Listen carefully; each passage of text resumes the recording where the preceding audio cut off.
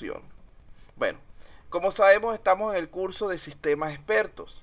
Ya estamos saliendo de lo que es nuestra primera unidad llamada los sistemas expertos, lo cual no es más que una introducción a esta asignatura. Entonces, vamos a comenzar con nuestro siguiente punto. ¿Cómo funciona un sistema experto? Lo introdujimos la clase pasada. Hoy vamos a tratar de añadirle varios detalles importantes. En primer lugar, los sistemas expertos, como ya es sabido por todos nosotros, son máquinas que emulan la forma habitual de pensar y de razonar de un experto humano en cierto campo o especialidad definida particular. Entonces son máquinas que intentan imitar el comportamiento de la persona, pero no de cualquier persona, sino de la de un experto, como por ejemplo un científico, un ingeniero, un astronauta, una persona que tiene una preparación especial en un área del conocimiento. Pero recuerden que no solo es suficiente con la preparación académica, con la preparación de contenidos teóricos. Además de esto, el experto tiene la experiencia, la experticia en el área, donde muchas veces esos conceptos lógicos 100% como los que aplica el computador no los usa de la misma manera, sino que él los adapta a su experiencia, a sus vivencias que tiene en el área, y esto es lo que les permite resolver a ese experto de manera óptima situaciones que son bastante difíciles de tratar con métodos tradicionales de programación. Vamos a ver un ejemplo en cuanto a esto. Imaginemos un médico. Un sistema experto de diagnóstico médico requerirá en primer lugar de ciertos datos de entrada, tales como los síntomas del paciente, los resultados de sus análisis clínicos, la historia médica del paciente y otros datos relevantes como antecedentes familiares, información socioeconómica, condiciones del medio ambiente donde se desenvuelve, etcétera. Con estos datos, él va a buscar en una base de conocimientos la información necesaria para poder identificar la correspondiente enfermedad. Vean que dice que busca en la base de hechos y reglas, que eso es lo que llamamos base de conocimiento, e identifica la enfermedad. Luego de allí va a indicar el tratamiento más adecuado. Es decir, su salida va a ser el diagnóstico del paciente y el tratamiento que debe tomar. Recordemos que el tratamiento es bastante variable, porque por ejemplo el tratamiento puede depender de factores como el peso, la edad, digamos que alergias, condiciones diferenciales de cada individuo. Entonces eso es lo que hace un sistema experto de tipo médico. De allí que un sistema experto no solo realiza las funciones tradicionales de manejar grandes cantidades de datos, sino que también manipula esos datos de forma tal que el resultado sea inteligible, es decir, comprensible para el cliente o en este caso el paciente, y tenga un significado, para así poder responder incluso a preguntas que no hayan sido especificadas completamente.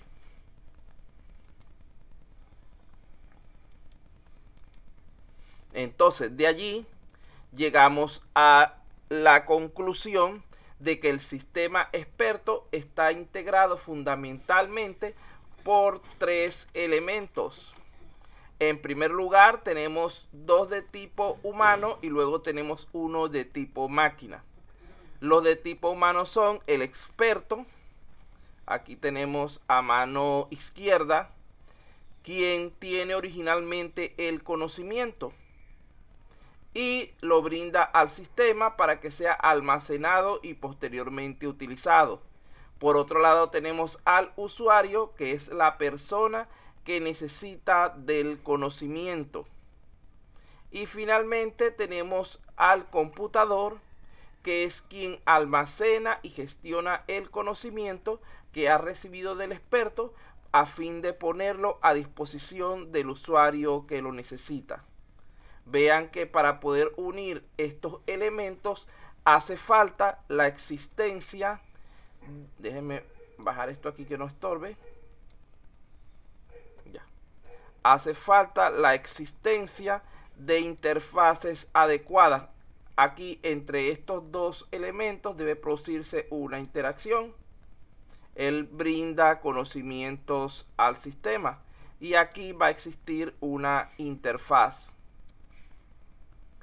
entre estos dos elementos.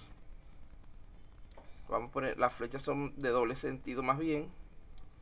Va a existir también una interacción donde debe existir una interfaz que me permita realizar tal proceso.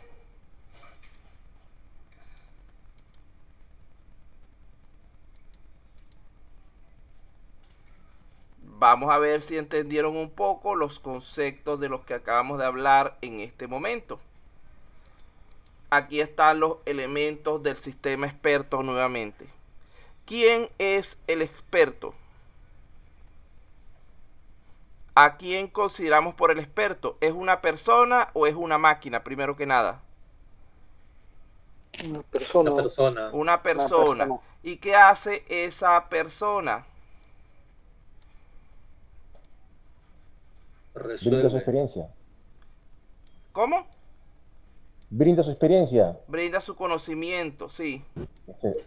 Es la persona que aporta el conocimiento. Acuérdense que aquí tratamos en términos de conocimiento, no de experiencia. El conocimiento es la suma de todos esos elementos. Experiencia, más estudios, más criterios personales, etc. Entonces, esta es la persona que brinda el conocimiento. ¿Quién es el usuario? ¿Será persona o será un equipo? Una persona. Una persona. ¿Y qué hace esa persona? ¿Cómo? Recibe el conocimiento. Recibe el conocimiento. Muy bien. No veo quién está hablando, pero vamos a subir esto un poquito para poder ver el nombre del que esté hablando. Bueno, es la persona que recibe el conocimiento. Luego de aquí tenemos estos tres elementos que están aquí. Tienen que ver con la parte de la máquina, donde el que está en el medio, el motor de inferencia, es en sí la aplicación o el programa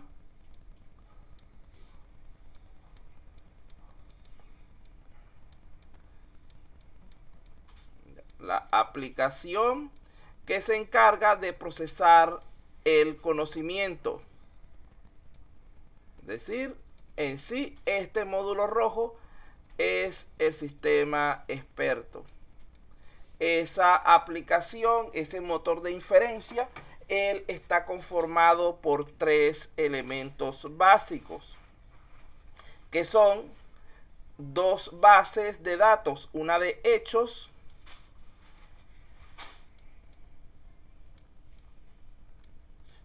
H-O-S, una de hechos y otra de reglas.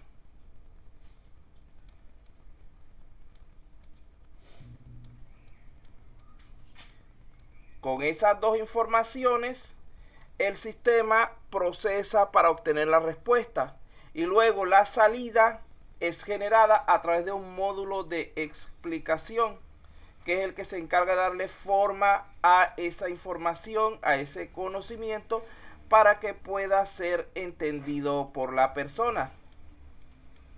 Ahora bien, estos dos elementos que me quedan en color verde, que representan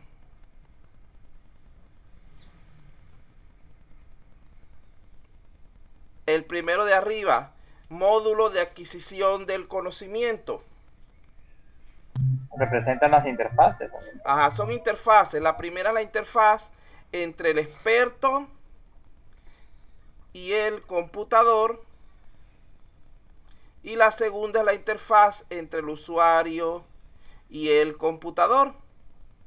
Vean que ninguno de los, ni el experto se comunica directamente con el usuario, ni viceversa. Se comunican es con el computador.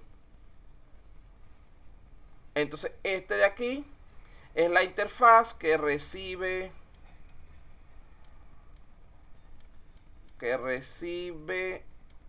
el conocimiento. Y esta que está aquí es la que suministra o entrega, vamos a poner entrega mejor, la que entrega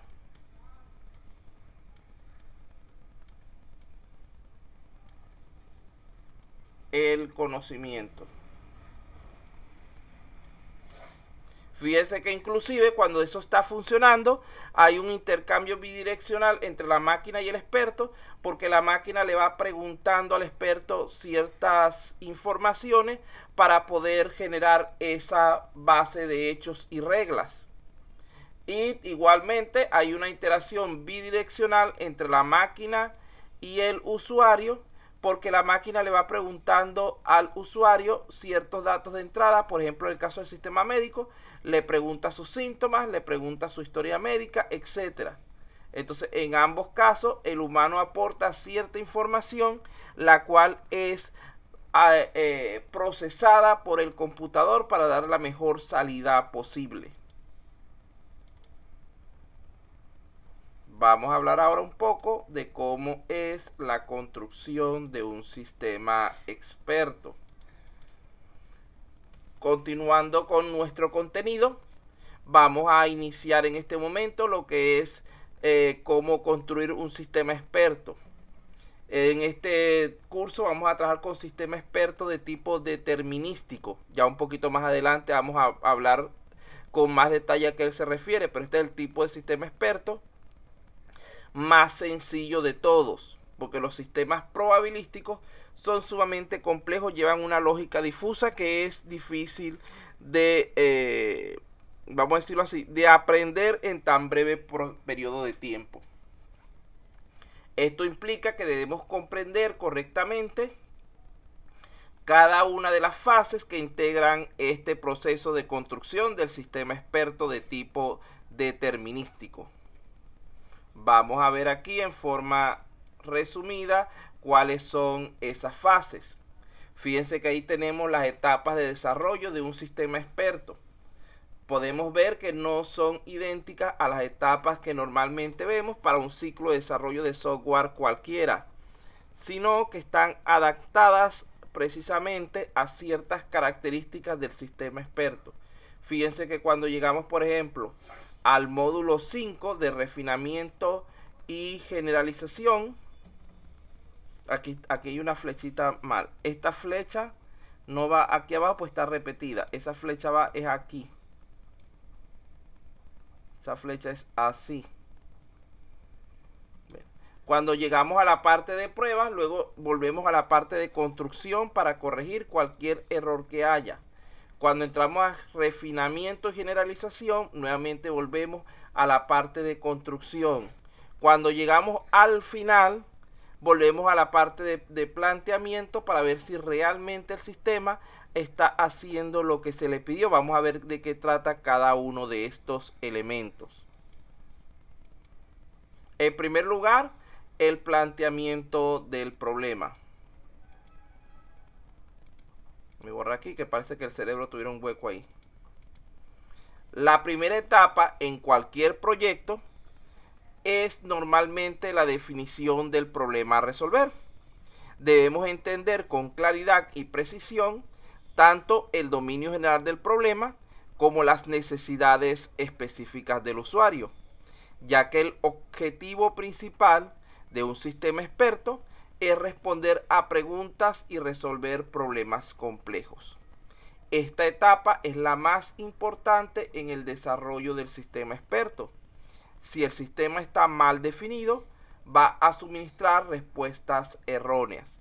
Vean la importancia de un buen planteamiento de problema cuando se está hablando de sistemas expertos, que también es válido para cualquier otro tipo de desarrollo de sistema.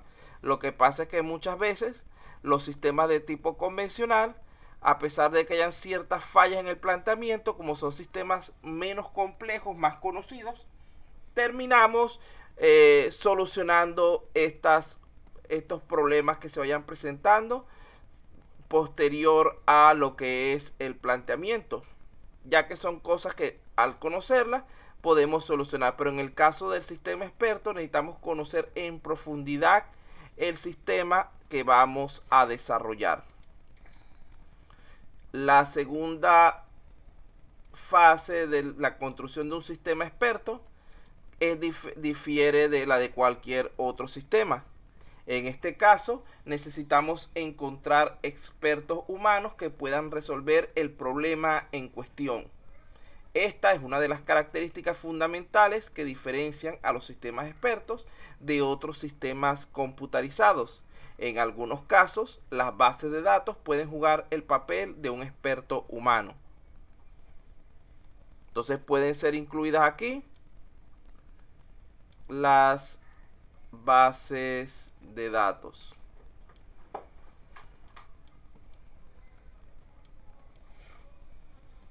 ¿Por qué? Porque esas tienen información ya acumulada acerca de ciertos hechos, ciertas situaciones que podemos procesarla de manera correcta y generar las reglas que necesitamos.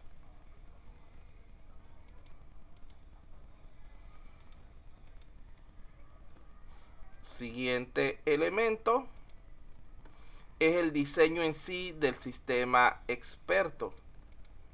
Fíjense que esta etapa debe incluir primeramente el diseño de las estructuras adecuadas para almacenar el conocimiento. Una base de datos no es lo mismo que una base de conocimientos.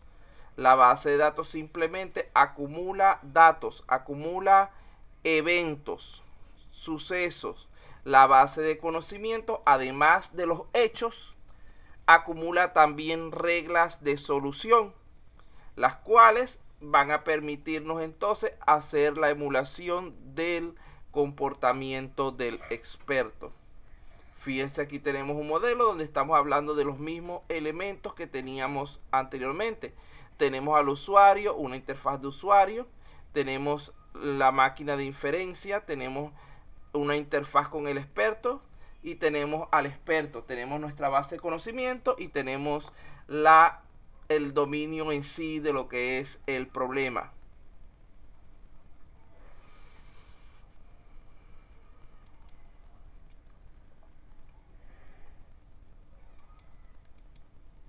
Lo siguiente es elegir la herramienta de desarrollo que vamos a utilizar. Debemos decidir si es factible realizar un sistema experto a medida utilizando algún lenguaje de programación específico. Hay ciertas personas que hacen sistemas expertos utilizando lenguajes, digamos que convencionales, como PHP con MySQL, lenguaje C, Visual Studio, etcétera. Los lenguajes más recomendados para este tipo de sistemas, porque manejan más adecuadamente lo que es la gestión de reglas, son los lenguajes de la familia Prolog, tales como el Visual Prolog, o que es de tipo interfaz gráfica, o el SWI Prolog, que es de tipo consola. Entonces, en este caso, en nuestro curso vamos a trabajar con estos dos últimos lenguajes.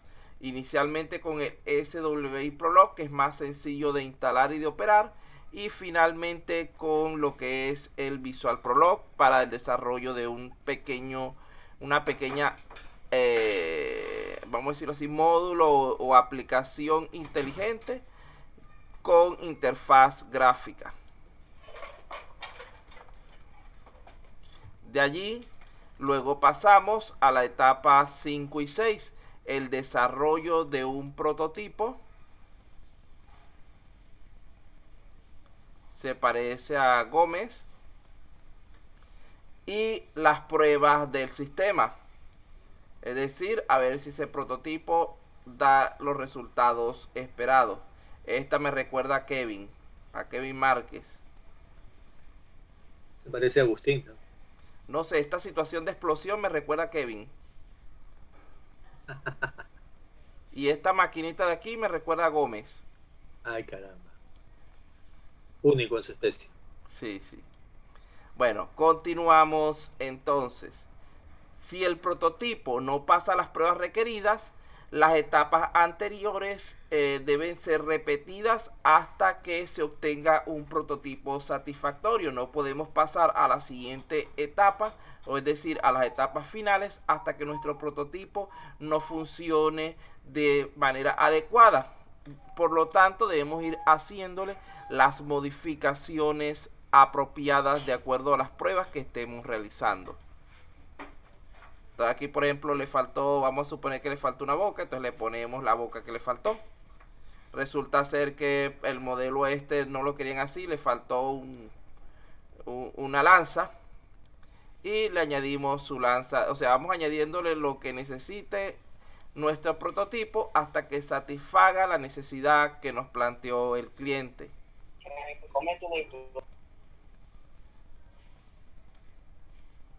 En el momento que logremos que ese prototipo cumpla con los requerimientos del cliente, pasamos a la siguiente etapa.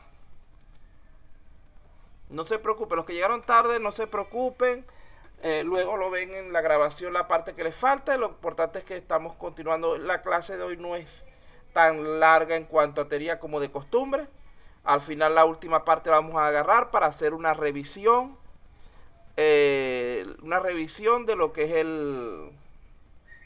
las actividades que van a tener ustedes para su evaluación.